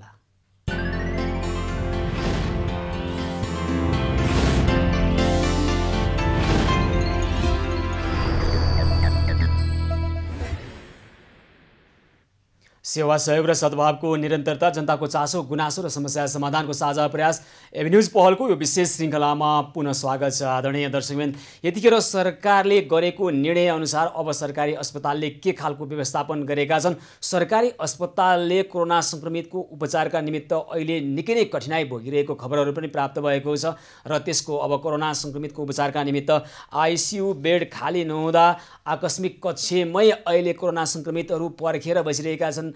कहिले खाली होला आइसियुको शैय्या र त्यसपछि उपचार सुरु होला भनेर जीवन मरणको दोसाँधमा बाँच्नुपर्ने अवस्था आइरहेका खबरहरू पनि छन् र यस विषयमा हामी टेकु स्थित शुक्रराज ट्रपिकल तथा सरुवारोग अस्पतालका निर्देशक डाक्टर सागर राज भण्डारीसँग हामी कुराकानी गर्छौँ। हजुर डाक्टर राज भण्डारी, नमस्कार, कार्यक्रममा स्वागत छ यहाँलाई। नमस्ते नमस्ते सुशीलजी, धन्यवाद हजुरलाई। र अब यहाँहरूले सरकारले गरेको नयाँ निर्णय अनुसार के कस्तो व्यवस्थापन गर्न सुरु गर्नुभएको छ? अस्पतालमा शुल्क लिन थाल्नुभयो अथवा के छ? यहाँले थाहा नै पाउनु भएको छ, देशको सबैभन्दा पुरानो सरुवारोग अस्पताल जसले 6-7-8 महिनादेखि कोभिड-19 का केसहरूको व्यवस्थापन गर्दै आएको छ। हजुर, जसरी पहिले गरिरहेको छ अहिले पनि त्यसै रूपमा गरिराखेका छौँ र यो चाहिँ हरेक हप्ता हरेक दिनहरू विभिन्न किसिमको गाइडलाइन्सहरू विभिन्न किसिमको नीति नियमहरू चाहिँ परिवर्तन भए तापनि हामीले अब यो कोभिड-19 को व्यवस्थापन गर्न सरकारी अस्पताल भएको हुँदाखेरि जसरी पहिले गरिराखेका छौँ त्यसरी नै गरिराखेका छौँ र अलिकति थोरै मात्रै झनै यो 10-12 दिनदेखि केही परिवर्तन मात्र गरेका छौँ। होइन, अब सरकारले केही दिन अगाडि असोज 2 गतेबाटै लागू हुने गरी जुन खालको निर्णय गरेको भन्ने कुरा र अन्य अस्पतालले चाहिँ शुल्क निर्धारण गरिरहेको छ र अहिले अब टेकु अस्पतालले चाहिँ के गरेको छ त? शुल्क निर्धारण गर्नुभएको छ कि छैन कोरोना संक्रमितको उपचारका निमित्त आउने बिरामीहरूलाई? अब यो यहाँको जानकारीको लागि योभन्दा पहिले जसरी हामीले परीक्षण गरेका थियौँ हजारौँ मानिसहरू चाहिँ यो चाहिँ लाइन बसेको अवस्थामा काठमाडौँ उपत्यकाका अन्य अस्पतालले खासै व्यवस्थापन गर्न नसकेको अवस्थामा हामीले एउटा सामाजिक मूल्य मान्यता र जनताको दुःख देखेर जुन एउटा रेस्पोन्स गऱ्यौँ रेस्पोन्स गरिसकेपछि झनै 2 हप्ताको बिचमा धेरै समस्या समाधान भयो र अब अब यो विगत झन्डै 10 दिनदेखि हामीले आउने बिरामीहरूको अब यो जुन परीक्षणका लागि आउने बिरामीहरूको आउने क्रम कम भइसकेपछि यसलाई हामीले मन्त्रालयले जो लागू गरेको शङ्का यो चाहिँ लक्षण भएका व्यक्तिहरूको परीक्षण गर्ने निःशुल्क गर्ने त्यसपछि फ्रन्टलाइनर स्वास्थ्य कर्मीहरूको सुरक्षाकर्मीहरूको र अन्य धेरै जुन भिडभाडमा डिल गर्नुपर्ने व्यक्तिहरूको चाहिँ जुन यो परीक्षण भनिरहेको छ उहाँहरूको लागि चाहिँ फोकस गर्दा हामीले गरिराखेका छौँ र अर्को जानकारीको लागि त्यस्ता व्यक्तिहरू जसलाई खासै कुनै लक्षणहरू पनि देखिएको छैन जो विदेश जानुपर्ने हुन्छ अन्य जिल्लामा जानुपर्ने हुन्छ कसैलाई लोकसेवा लड्नुपर्ने हुन्छ कसैलाई चाहिँ सेवा प्रवेशको लागि लड्नुपर्छ त्यस्ता मान्छेहरूलाई जसलाई यो डकुमेन्टेसनको पिसिआर डकुमेन्टेसनको आवश्यकता पर्छ त्यस्ता व्यक्तिहरूलाई हामीले रु 3000 लिएर चाहिँ परीक्षण गर्ने गरेका छौँ। अनि अन्य उपचारको सवालमा चाहिँ के कस्तो व्यवस्थापन सुरु गर्नु भएको छ यहाँहरूले? अब उपचारको लागि अब यो हामीले टेकु अस्पतालले यो कोभिड-19 को कम्प्रिहेन्सिभ सर्भिस हामीले उपलब्ध गराइरहेका छौँ। खास गरेर उहाँहरूको शङ्कास्पद बिरामीहरूको स्वास्थ्य परीक्षण गर्ने आवश्यकताको आधारमा उहाँहरूको स्वास्थ्य साथसाथै अन्य परीक्षण सिटी स्क्यानदेखि लिएर भएभरिका सबै परीक्षण गर्ने यी सबै परीक्षणहरू निःशुल्क हुन्छ र भर्ना गर्ने क्रममा हाम्रो यो अस्पतालमा गम्भीर प्रकारका लक्षण भएका र एकदम क्रिटिकल अवस्थाका बिरामीहरूलाई मात्र हामीले चाहिँ अस्पतालमा भर्ना गर्छौँ जसलाई 24 घण्टा अक्सिजन दिनुपर्छ त्यस्ता प्रकारका व्यक्तिहरूलाई मात्र हामी भर्ना गर्छौँ। त्यो पनि निःशुल्कै छ अहिलेसम्म? हजुर अहिले सबै निःशुल्क नै छ हामीसँग। अनि सरकारले परिपत्र गरिसक्यो होला यहाँहरूलाई स्वास्थ्य मन्त्रालयले अब के सोच्नु भएको छ अब सशुल्क सेवा दिने हो? अब यो कस्तो छ भन्दाखेरि अब यो झन्डै 6-7 महिनासम्म यो जाँदाखेरि हामीले अब सरकारी अस्पताल भइसकेपछि सरकारको अझ मन्त्रालयको आदेशहरू चाहिँ हामीले पखेर पालन गर्नुपर्छ। तैपनि अब देशको एउटा मात्र अस्पताल डेडिकेटेड अस्पताल भएको हिसाबले हामीले त्यसलाई भन्दा पनि अझै पनि यो केही हप्तासम्म अझै पनि हाम्रा भएका बिरामीहरूलाई यसरी निःशुल्क नै दिन सकियोस् र हामी के चाहन्छौँ भन्दाखेरि त्यहाँभित्र भर्ना हुने व्यक्तिहरू एकदम उच्च आयका व्यक्ति पनि हुनुहुन्छ निम्न आय व्यक्तिका पनि हुनुहुन्छ कोही केही नभएका व्यक्तिहरू हुनुहुन्छ। उहाँहरूको आय स्रोतको आधारमा यदि उहाँहरूले केही कन्ट्रिब्युसन गर्न सक्छ जसको चाहिँ आय राम्रै छ जसले सक्नुहुन्छ उहाँहरूको चाहिँ केही कन्ट्रिब्युसन गर्न सक्नुहुन्छ भने केही सीमित औषधिहरू जुन अस्पतालमा पाउँछन् त्यस्ता औषधिहरू उहाँहरूले चाहिँ किनेर ल्याइदिनु भएको छ। यसरी चाहिँ हामीले चाहिँ केही स्तरको अपेक्षा पनि उहाँहरूबाट गरिरहेको छ। अब अहिले यसभन्दा अगाडि पनि टेकु अस्पतालले प्रभावकारी ढङ्गबाट सेवा प्रदान गरेका कुराहरू यहाँसँग धेरै पटक हामीले कुराकानी गऱ्यौँ। कहिले बाहिरी जिल्लाबाट काठमाडौँ आएका व्यक्तिहरू जो सयौँको लाइनमा त्यहाँ रातभरि लाइन बसेर पिसिआर परीक्षण गर्नुपर्ने बाध्यता उहाँहरूको घरपट्टिले घरमा छिर्न नदिएको कारणले भन्ने कुरो आउँदै गर्दा हामीले हाम्रो अभियान मार्फत त्यहाँ खाद्यान्न लगेर पनि वितरण गऱ्यौँ, भोजन सेवा पनि गऱ्यौँ र यहाँहरूले त्यो खबर आइसकेपछि तत्काल अझै धेरै सङ्ख्यामा पिसिआर परीक्षण गर्ने व्यवस्थापन गर्नुभयो। त्यहाँका थुप्रै चिकित्सकहरू अहिले आफ्नो ज्यान जोखिममा राखेर काम गरिरहनु भएको छ। सागरजी आफै यसरी खटिरहनु भएको छ र यति हुँदाहुँदै पनि अहिले पनि त्यहाँ विभिन्न खालका समस्याहरू त छन् होइन, स्रोत साधनको अभावका कारणले गर्दाखेरि अहिले पनि आइसियु बेड खाली नहुँदा आकस्मिक खच्चेमै बिरामी चाहिँ जीवन मरणको दोसाँधमा कुरिरहेको हुन्छ आइसियु शैय्याहरू होइन। र अस्पतालमा तपाईँले अघि अक्सिजनको कुराकानी गर्दै गर्दा मलाई लागेको थियो योभन्दा अगाडि विज्ञहरूले पनि भनेका कुरा हुन् हामीले अक्सिजन मात्रै दिन सक्ने सामान्य शैय्याको व्यवस्था गऱ्यौँ भने धेरै सङ्क्रमितहरूलाई आइसियु शैय्यामा राख्नु पर्दैन, अक्सिजन दिएर पनि बचाउन सक्छौँ भन्ने कुरामा अस्पतालले के सोचिरहेको छ? हामीले धेरैभन्दा धेरै सङ्ख्यामा त्यस्तो खालको व्यवस्थापन गर्न सक्दैनौँ सागरजी? अब यस्तो छ यो हामीले अस्पताल धेरै पुरानो अस्पताल हो, हामीसँग धेरै बेडहरू पनि छैन। पहिलेको बेडहरूलाई चाहिँ अहिले चाहिँ कोभिड-19 स्पेसिफिक भएर व्यवस्थापन गर्नुपर्दा एउटै कोठामा धेरै व्यक्तिहरूलाई राख्न पनि हुँदैन किनभने उनीहरूको क्रस इन्फेक्सनको कुराहरू हुन्छ। त्यस्तै त्यो मेसिनहरूमा आइसियु रुममा चाहिँ डिग्निक्सको मेसिनहरू मोनिटरिङहरू राख्ने क्रममा चाहिँ स्पेस चाहिने हुँदाखेरि एकदमै एउटा रुममा 4 देखि 6वटा के अरे बेडमा त व्यवस्थापन गरेका छौँ। तैपनि अहिले जसरी केसहरू बढिराखेको छ हालसालै हामीले झन्डै यो 50वटा बेड भयो, पहिले 7वटा थपेर 57वटा बेडहरू चाहिँ हामीले थपिराखेका छौँ। सायद योभन्दा चाहिँ अलिकति बढाउन अब हामी सक्छौँ जस्तो लाग्छ। भनेको अब के थप्न सकिन्न भन्ने यहाँलाई लाग्छ भन्नुभयो? किनभने स्पेस नै हामीसँग छैन। यहाँलाई भन्नुपर्दाखेरि जुन पुरानो अस्पताल हो, यो टेकु परिसरको सम्पूर्ण बिल्डिङहरू चाहिँ यो चाहिँ सुकुरा ट्रपिकल अस्पतालसँग सम्बन्धित हो। अहिले स्वास्थ्य विभागका स्वास्थ्य सेवा विभागका थुप्रै संरचनाहरू त्यसभित्र चाहिँ बनिरहेका छन् र बनिसकेको अवस्थापन छ। त्यसले गर्दाखेरि अस्पताल एकदम साँघुरो घेराभित्र छ। अब हामी के चाहन्छौँ भन्दाखेरि अबको वर्षमा अबका तत्कालै किन भन्दाखेरि यो यस्तै प्रकारका सरुवा रोगहरू चाहिँ हरेक वर्ष हरेक केही वर्षपछि आउँदै गरेको अवस्थामा अब देशको एउटा मात्र सरुवा रोग अस्पताल ठुलो सैयाको काठमाडौँ भ्याली भित्रै अथवा कुनै ठाउँमा गएर चाहिँ राख्नुपर्छ। यो सहरको बिचमा भन्दा सहरको कुनै छेउमा राखेर त्यो त भविष्यको कुरा भयो सागरजीलाई। अहिले हामी तत्काल आएको समस्या समाधान गर्ने र यसलाई कसरी हामीले योसँग जुझ्ने भन्ने विषयमा चाहिँ विभिन्न मेडिकल कलेजहरूलाई पनि सरकारले आफ्नो स्वामित्वमा तत्कालका लागि लिएर आफ्नै व्यवस्थापनमा थुप्रै अक्सिजन सहितका शैय्याहरू हामीले निर्माण गर्न सक्यौँ भने धेरैको ज्यान जोगाउन सक्ने खालको आङ्कलन र विज्ञहरूले भनिरहेका छन्। यहाँलाई के लाग्छ, त्यो गर्न सक्दैनौँ हामी? अब सकिन्छ, यो सकिन्छ। यसमा चाहिँ खास गरेर हामीले एउटा सहकार्य समन्वय र सहअस्तित्वको भावनामा विकसित हुनुभयो हामी सबैमा। किनभने यस्तो अप्ठ्यारो अवस्थामा हामी सबैले चाहिँ मिलेर गऱ्यो भने को बल राम्रो हुन्छ त, होइन? सबैले चाहिँ तपाईँको अब यस्तो पन्छिन खोजे पनि कसैले पनि काम गर्न सक्दैन, राम्रो हुँदैन। यस्तो अवस्थामा हामी सबै मिलेर गर्नुपर्छ। अनि थुप्रै कलेजहरू चाहिँ भनौँ न काठमाडौँमा थुप्रै मेडिकल कलेजहरू पनि देखिएको छ, कति चलिरहेका छन् कति चलिरहेका छैनन्। त्यस्ता बेडहरूलाई पनि व्यवस्थापन गरेर हामीले त्यस्ता ठाउँहरूमा कम्युनिटी आइसोलेसन सेन्टरहरू बनाउन सकिन्छ। कतिपय ठाउँमा यो भनौँ न अब चाहिँ यो तपाईँको हाई के भन्छ डिपेन्डेन्ट युनिटहरू चाहिँ होइन त्यस्तो युनिटहरू पनि बनाएर चाहिँ बिरामीहरू चाहिँ व्यवस्थापन गर्न सकिन्छ। त्यसको लागि हामीले पहल गर्नुपर्ने हुन्छ। हुन्छ सागरजी, यहाँलाई धन्यवाद भन्छौँ र सरकारलाई प्रश्न गर्छौँ, सकिने काम किन गर्न सकिरहेको छैन सरकार, किन गर्न चाहिरहेको छैन सरकार? मेडिकल कलेजहरूमा अहिले न्यूनतम रूपमा शैय्याको व्यवस्था गर्दै अक्सिजन अथवा प्राणवायुको मात्रै व्यवस्थापन गर्न सक्ने हो भने आइसियु शैय्याहरूको आवश्यकता पर्ने छैन, भेन्टिलेटरको आवश्यकता नपर्न पनि सक्छ। धेरै बिरामीहरू त्यहीँबाट बाँच्ने प्रक्रियामा जान सक्छन् भन्ने प्रश्न हामीलाई सरकारलाई गर्न चाहिरहेका छौँ। यही बिन्दुमा र डाक्टर सागर राज भण्डारीज्यू, यहाँलाई धेरै धेरै धन्यवाद छ। धन्यवाद सुशीलजी, यहाँलाई हस् धेरै धन्यवाद छ। शुक्रराज ट्रपिकल तथा सरुवारोग अस्पतालका निर्देशक डाक्टर सागर राज भण्डारी अहिले हामीसँग कुराकानी गर्दै हुनुहुन्थ्यो। त्यहाँ आइसियु बेड खाली नहुँदा आकस्मिक कक्षमा सङ्क्रमित बस्नुपर्ने र आइसियु शैय्या कहिले खाली होला र जीवन मरणको दोसाँधमा बाँचिरहेका बिरामीले बाँच्न पाइएला भन्ने अपेक्षा गरेर बस्नुपर्ने परिस्थिति आइसकेको छ। हो यसलाई नै भनिन्छ विवश अवस्था, यसलाई नै भनिन्छ मानवताको अब अन्त्य हुँदैछ। मान्छे अब यसमा पनि आफै मात्रै बाँच्न पाए हुन्थे भन्ने परिस्थितिबाट विभिन्न सोर्स फोर्स लगाएर आइसियु शैय्यामा जान चाहेका कुराहरू पनि आइरहेका छन्। भेन्टिलेटरकै प्रयोगको बारेमा पनि कतिपय भिआइपीहरूका निमित्त भेन्टिलेटर अहिले त्यत्तिकै खाली राखिएका कुरा पनि आइरहेका छन्।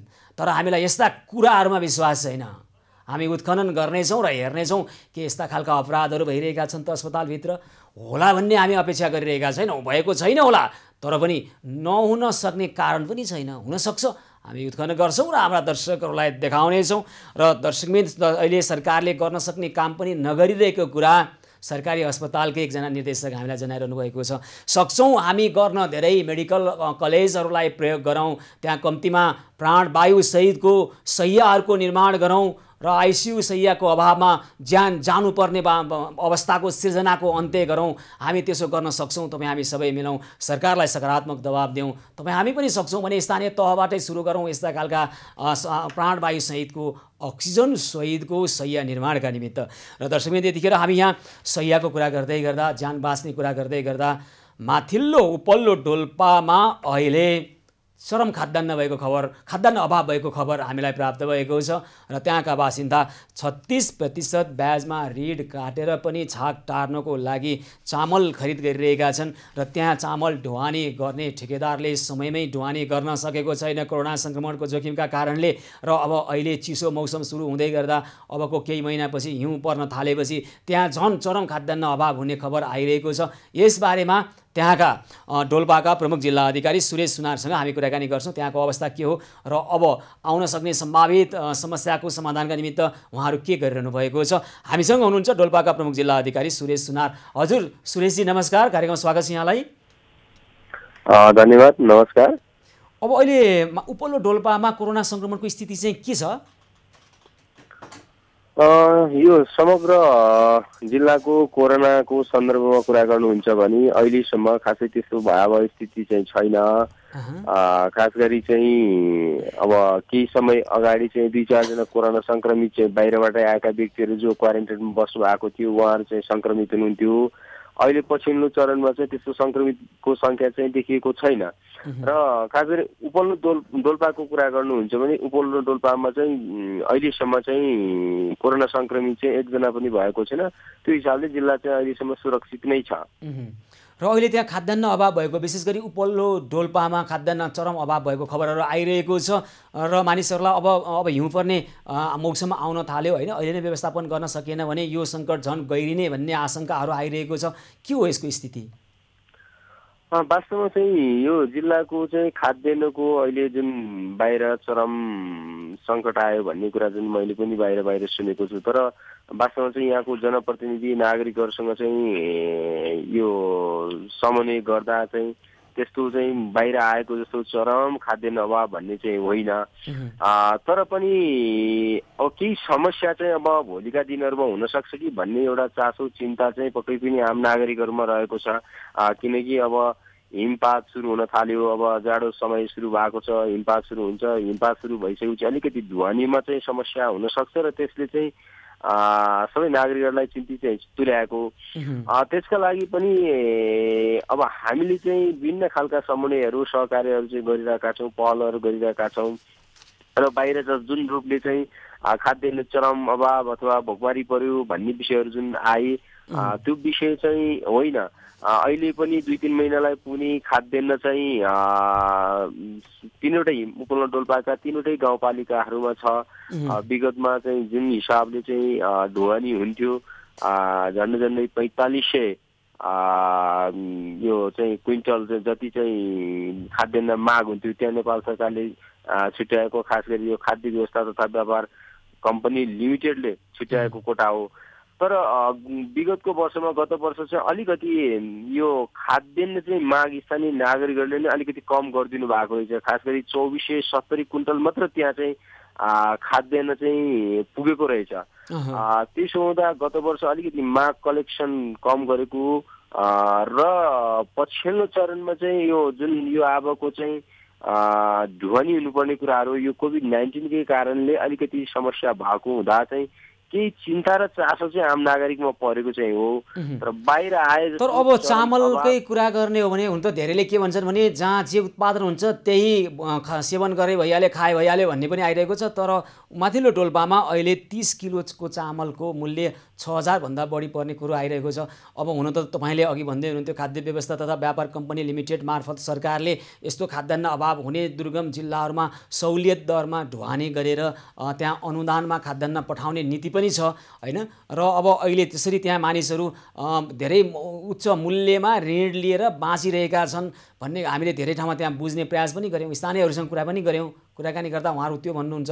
तपाईँलाई कतिको जानकारी छ छैन उपल्लो डोल्पाको कुरा अब त्यहाँसम्म आउनलाई के हो? हामीसँग त आइपुगेको छ। यो असत्य नै होस्, हाम्रो शुभेच्छा पनि यही हो। तर सत्य रहेछ भने त उपल्लो डोल्पामा अहिले पनि खाद्यान्न अभाव, चरम मूल्य है, अति धेरै मूल्य र भविष्यमा झन् सङ्कट आउने हो कि भन्ने कुरो छ। सुरेशजी हेलो, हजुर मलाई सुन्नु भएको छैन? हेलो हजुर सुरेशजी कटेर आइरहेको छ। हजुर हजुर मैले मेरो आवाज सुन्नुभयो यहाँले? हेलो हजुर सुरेशजी, डोल्पाका प्रमुख जिल्ला अधिकारी सुरेश सुनारसँग हामी कुराकानी गर्दै थियौँ। उपल्लो डोल्पामा विशेष गरी समयमै चामल ढुवानी हुन नसकेका कारणले गर्दाखेरि अहिले त्यहाँ खाद्यान्नको अभाव भइरहेका कुराहरू आइरहेका छन्। हामीले त्यहाँका स्थानीय व्यक्तिहरूसँग बुझ्दा पनि 36% 40% भन्दा बढीमा ऋण लिएर निकै महँगोमा चामल किनेर खानुपर्ने बाध्यता र अब हिउँ पर्ने मौसम आएका कारणले अबको केही महिनामा अहिले नै ढुवानी सञ्चित नगर्ने हो भने, त्यहाँ खाद्यान्न सञ्चित नगर्ने र ढुवानी गर्ने हो भने थप समस्या आउने कुरा आइरहेको छ। यसमा खाद्य सम्प्रभुता जनताको नैसर्गिक संवैधानिक अधिकार हो र यो अधिकारलाई कार्यान्वयनमा ल्याउनका निमित्त सम्बन्धित निकायले बेलैमा ध्यान दिनुपर्छ डोल्पाका कुरा हो, काठमाडौँले सुन्नु पर्दैन भन्ने मानसिकताबाट ग्रसित हुनुहुन्न नेपाली जनता। जहाँ निभेको चुलो छ त्यहाँ बाल्नुपर्छ। हामीले हरसम्भव प्रयास गरेर हर विकल्पको सदुपयोग गर्नुपर्छ र उपल्लो डोल्पाको निभ्दै गरेको चुलो बाल्ने प्रयासमा पनि हामी लागेका छौँ र हामी यी विषयलाई यसै छाड्ने छैनौँ। पुनः हामी फलोअप गर्नेछौँ। उपल्लो डोल्पामा परेको खाद्य सङ्कटका समस्या, अन्य ठाउँमा पनि आएका खाद्य सङ्कटका समस्या लगायतका विविध समस्या लिएर आउनेछौँ। मात्र समस्या होइन, समस्या समाधानको पहल मात्र गर्ने छैनौँ, समस्या समाधान गरेरै छाड्नेछौँ। यहाँहरूको सद्भाव र सदाशयता जुन छ प्राप्त हामीलाई हाम्रा आदरणीय दर्शकहरूको। दर्शकबिन हामी छौँ सेवा सहयोग र सद्भावको निरन्तरता, जनताको चासो गुनासो र समस्या समाधानको यो साझा प्रयासको एभिन्युज पहलको यो विशेष श्रृङ्खलामा छौँ र हामीले आज उठाएका यी विषयवस्तुहरूमा धेरै समस्या समाधानको पहल सुरु भएको छ र समस्या समाधान गरेरै छाड्नेछौँ र भोलि पनि हामी आउनेछौँ विविध खालका समस्या लिएर। मात्र समस्या मात्र होइन कि समस्या समाधानको पहल प्रयास र समस्या समाधान गर्ने गरी आउनेछौँ। सेवा सहयोग र सद्भावको निरन्तरता, जनताको चासो गुनासो र समस्या समाधानको साझा प्रयास एभिन्युज पहलको यो विशेष श्रृङ्खला। आजको कार्यक्रम, यो विशेष श्रृङ्खलाको समय सकिएको छ। कार्यक्रमबाट म सुशील पाण्डे लगायत सम्पूर्ण टिमलाई बिदा दिनुहोस्। यहाँहरू भने खबरभित्रको खबर र एभिन्युज पहलका निमित्त हेर्दै गर्नुहोला एभिन्युज खबर। हस्त नमस्कार।